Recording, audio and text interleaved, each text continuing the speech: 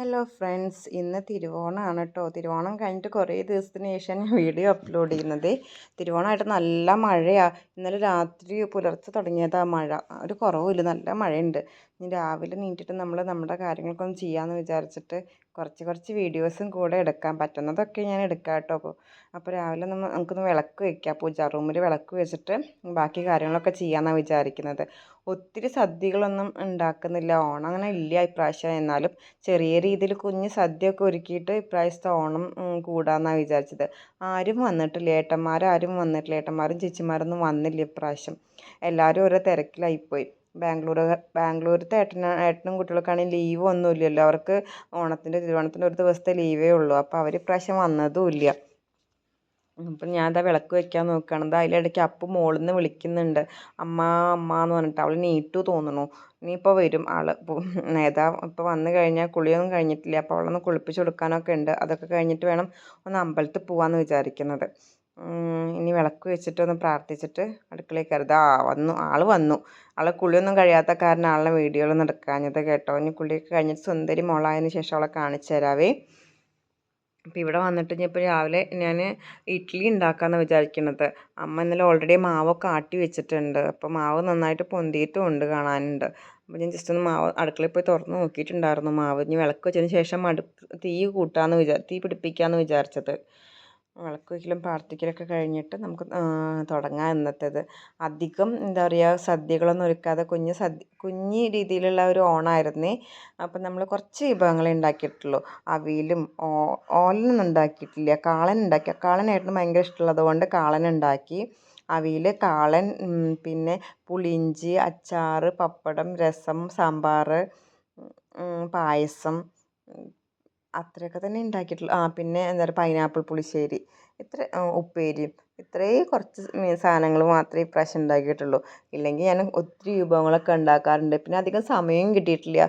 ഇപ്പോൾ ഓൾറെഡി മഴയൊക്കെ കാരണം കുറച്ച് കഴിഞ്ഞിട്ടെന്ന് വിചാരിച്ചിരിക്കും. എണീക്കാൻ പറ്റുന്നുണ്ടായിരുന്നില്ല. ലേറ്റായിട്ട് ഞങ്ങളിവിടെ പൊന്നാനിയിൽ എത്തിയത്. ഒരു 10 മണിക്ക് ശേഷമാണ് എത്തിയത്. അത് കഴിഞ്ഞ് പിന്നെ മുകളിൽ കുറച്ച് ക്ലീനിങ്ങൊക്കെ ഉണ്ടായിരുന്നു. അപ്പോൾ അതൊക്കെ കഴിഞ്ഞ് കിടന്നപ്പോൾ തന്നെ 12 മണി 1 മണി ആവാറായിട്ടുണ്ടായിരുന്നു. എന്താ പറയുക, തിരുവോണം ആയിട്ടുണ്ടായിരുന്നു ഓൾറെഡി നമ്മൾ കിടന്നപ്പോൾ തന്നെ. അപ്പോൾ രാവിലെ എണീക്കാൻ കുറച്ച് ബുദ്ധിമുട്ടി. അപ്പോൾ ഒരു 5:30 കഴിഞ്ഞു എണീറ്റപ്പോൾ തന്നെ. അപ്പോൾ പതുക്കെ ആയിപ്പോയി. പിന്നെ അടിക്കലും തുടക്കലൊക്കെ കഴിഞ്ഞ് വിളക്കൊക്കെ വെച്ചിട്ട് വേണ്ടേ നമുക്ക് ഭക്ഷണമൊക്കെ ഉണ്ടാക്കാൻ. അപ്പം നമ്മളുടെ ഓണമൊക്കെ ഇങ്ങനെയൊക്കെ തന്നെ ഉണ്ടാവാറ് കേട്ടോ. നമുക്ക് ബാക്കിയുള്ള വിശേഷങ്ങളൊക്കെ എന്താ പറയുക, ബാക്കി കാര്യങ്ങളൊന്നും നമുക്ക് ഓണത്തിന് ഉണ്ടാവില്ല. പൊതുവേ നമ്മളിങ്ങനെയൊക്കെ ഓണം ഇങ്ങനെയൊക്കെ നമ്മൾ എന്താ പറയുക, തിരുവോണമൊക്കെ ആഘോഷിക്കാറ്. പിന്നെ എല്ലാവരും വരികയാണെങ്കിൽ എല്ലാവർക്കും ഓണക്കോടികൾ കൊടുക്കുക, കുട്ടികൾക്കൊക്കെ ഓണക്കോടി കൊടുക്കുക. അങ്ങനെ കുറച്ച് പിന്നെ എന്താ പറയുക, ഈ സദ്യ ഒരുക്കുക, അത് കഴിക്കുക, പിന്നെ എവിടേക്കെങ്കിലുമൊക്കെ ഒന്ന് ജസ്റ്റ് ഒന്ന് കറങ്ങാൻ പോവുക. പിന്നെ എല്ലാവരും പിറ്റേ ദിവസം ഓണം കഴിഞ്ഞാൽ പിറ്റേ ദിവസം എല്ലാവരും ഒന്ന് തിരിച്ച് പോകാൻ റെഡിയായിട്ട് നിൽക്കും. അങ്ങനെയാണ് നമ്മുടെ ഓണം. അപ്പോൾ നമ്മൾ വിളക്കൊക്കെ വെച്ചൊന്ന് പ്രാർത്ഥിച്ചിട്ട് വരാം. ഇപ്പോൾ ഓൾറെഡി നമ്മളിപ്പോൾ ഈ പൊന്നാനി വന്നു കഴിഞ്ഞാൽ ഭയങ്കരമൊക്കെ എനിക്ക് ഏറ്റവും ഇഷ്ടപ്പെട്ടൊരു സമയം പറഞ്ഞാൽ ഈ രാവിലെ എന്താ പറയുക, നമ്മൾ നീട്ടിട്ട് വിളക്ക് വയ്ക്കുന്ന ഈ സമയമാണ്. ഭയങ്കര സൈലൻ്റ് ആയിട്ടുള്ളൊരു സ്ഥലമാണ് കേട്ടോ ഇവിടെ. അപ്പം നമുക്ക് ഒറ്റപ്പെടുമ്പോൾ ഭയങ്കര ബുദ്ധിമുട്ടുമാണ്. എന്താ പറയുക, എന്നാൽ ഭയങ്കര മനസ്സമാധാനമുള്ളൊരു രണ്ട് രീതിയിലാണ് അവിടെ നമുക്ക് നിൽക്കാൻ പറ്റുന്നത്. നമ്മൾ എന്താ പറയുക, ഭയങ്കര ഫീലിങ്സൊക്കെ ഉള്ള സമയത്ത് നമ്മളവിടെ നിൽക്കുമ്പോൾ നമുക്ക് ഭയങ്കര ഒറ്റപ്പെടൽ ഫീൽ ചെയ്യും. ഭയങ്കര എന്താ പറയുക, കുറച്ച് സമാധാനം കിട്ടാൻ വേണ്ടിയിട്ട് ആഗ്രഹിച്ച് പോവുകയാണെങ്കിൽ അതും നമുക്കവിടെ കിട്ടും. അങ്ങനത്തെ ഒരു എന്താ കാം ആൻഡ് ക്വയറ്റ് ആയിട്ടുള്ളൊരു പ്ലേസാണ് അവിടെ.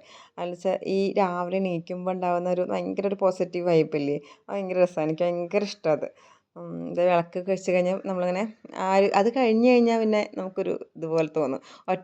ഒറ്റയ്ക്കാവുമ്പോഴേ ഭയങ്കര ബുദ്ധിമുട്ടാണ്. നമുക്ക് അത്ര അധികം സംസാരിക്കാനൊന്നും ആരും ഇല്ലെങ്കിൽ, എല്ലാവരും ഉണ്ടെങ്കിൽ ഭയങ്കര രസമാണ്. നമുക്ക് എന്താ പറയുക, നിന്ന് തിരിയാൻ സമയം കിട്ടില്ല. അത്രയും നമുക്കുള്ള ഓരോ ജോലികളുണ്ടാവും. പിള്ളേരും ചേച്ചിമാരും ഏട്ടന്മാരൊക്കെ കൂടി വരുമ്പോൾ അത് ഭയങ്കര രസമുള്ള സമയം കേട്ടോ. വല്ലപ്പോഴൊക്കെ എല്ലാവരും കൂടി ഒരുമിച്ച് കൂടുന്നേ ഉള്ളൂ. ഇപ്രാവശ്യത്തെ ഓണത്തിന് അതും പറ്റിയില്ല. ദൈവനെ എന്താ പറയുക, കുഞ്ഞോളിനെയും ഏട്ടന്മാരനെയൊക്കെ ഭയങ്കരമായിട്ട് മിസ് ചെയ്യുന്നുണ്ടാവും പാവം.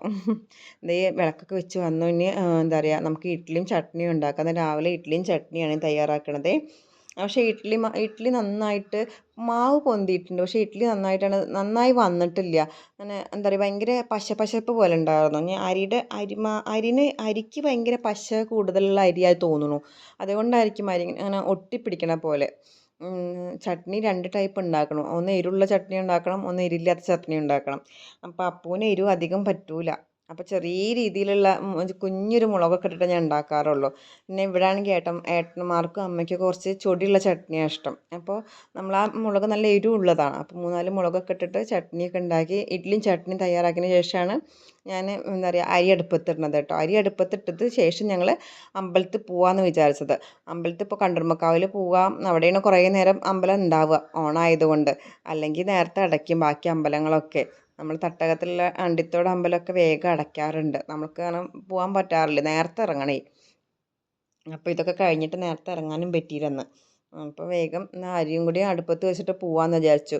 മട്ട അരി ആയതുകൊണ്ട് ഒത്തിരി വേവുണ്ട്. അപ്പോൾ പതുക്കെ കിടന്ന് വെന്തോളും. ഇനി നല്ല അരി വേകുമ്പോഴത്തേനും അമ്മയുണ്ടല്ലോ ഇവിടെ. അപ്പോൾ അമ്മ അമ്പലത്തേക്കൊന്നും വന്നിട്ടില്ല. അപ്പോൾ അമ്മ അരി വാർത്ത് വെച്ചോളും, കുഴപ്പമില്ല. അതിലിടയ്ക്ക് ഇപ്പോൾ ഏട്ടൻ തന്നെ നീട്ടിട്ട് വന്നിട്ട് അമ്പലത്തിൽ വിളക്ക് വയ്ക്കുന്നുണ്ട്. ഇവിടെ വിളക്ക് വെച്ചിട്ട് വേണം ഇറങ്ങാനും.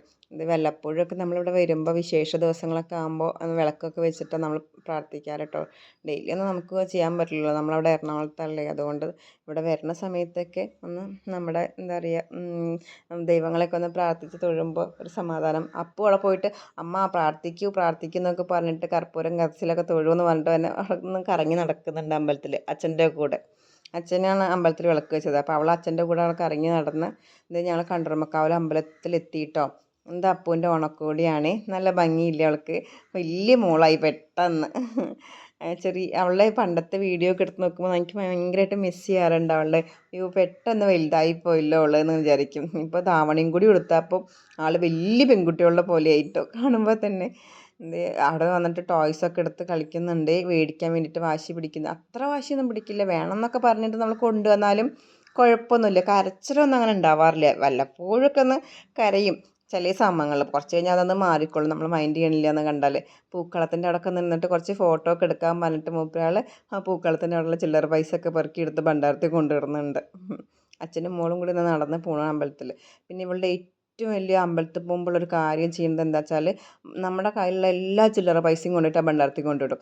ഒരു പൈസ നമ്മുടെ കയ്യിൽ ബാക്കി വയ്ക്കില്ല. അതൊക്കെ ഫുൾ ആൾ ഭണ്ഡാരത്തിൽ ഇട്ടിട്ട് ആൾക്ക് സന്തോഷമാവുള്ളൂ. കുറച്ച് ഫോട്ടോസൊക്കെ എടുത്ത് അച്ഛൻ്റെയും മോളുടെ ഒക്കെ കൂടിയുള്ള കുറച്ച് ഫോട്ടോസൊക്കെ എടുത്ത് അപ്പോഴാണ് കുളം കണ്ടത് മൂപ്പരാൾ. കുളം കണ്ടപ്പോൾ ആൾക്ക് ഇപ്പം ഇറങ്ങണം കുളത്തിൽ എന്നുള്ളതായി. അപ്പോൾ കുളത്തിൽ നിറച്ച് മീനാണ്, മീൻ കടിക്കുമെന്ന് പറഞ്ഞപ്പോൾ ആൾ കുറച്ചൊന്ന് കൂളായി കേട്ടോ. അപ്പോൾ സമാധാനമായിട്ട് പിന്നെ കുറച്ച് ഫോട്ടോസൊക്കെ എടുക്കാമെന്ന് വിചാരിച്ചു. അപ്പം പുഴവക്കത്തൊക്കെ അല്ല ഈ കുളത്തിൻ്റെ അടുത്തൊക്കെ ഇരുന്ന് കുറച്ച് ഫോട്ടോസൊക്കെ എടുത്ത്. പിന്നെ സദ്യ ഒരുക്കണതൊന്നും നമുക്ക് കാണിക്കാൻ പറ്റിയില്ലേ, ഭയങ്കര ടൈറ്റായിപ്പോയി. പിന്നെ നമ്മൾ എന്താ പറയുക അമ്പലത്തിൽ പോയി തിരിച്ച് വന്നപ്പോൾ തന്നെ അത്യാവശ്യം സമയമായിട്ടോ. 11:30 ആയി തുടങ്ങി. അപ്പോൾ പിന്നെ വേഗം ഊണ് കഴിക്കണ്ടേ, 1 മണി 1:30 ആകുമ്പോഴത്തേനും. അപ്പോൾ വേഗം ധൃതിയിൽ പിന്നെ പണി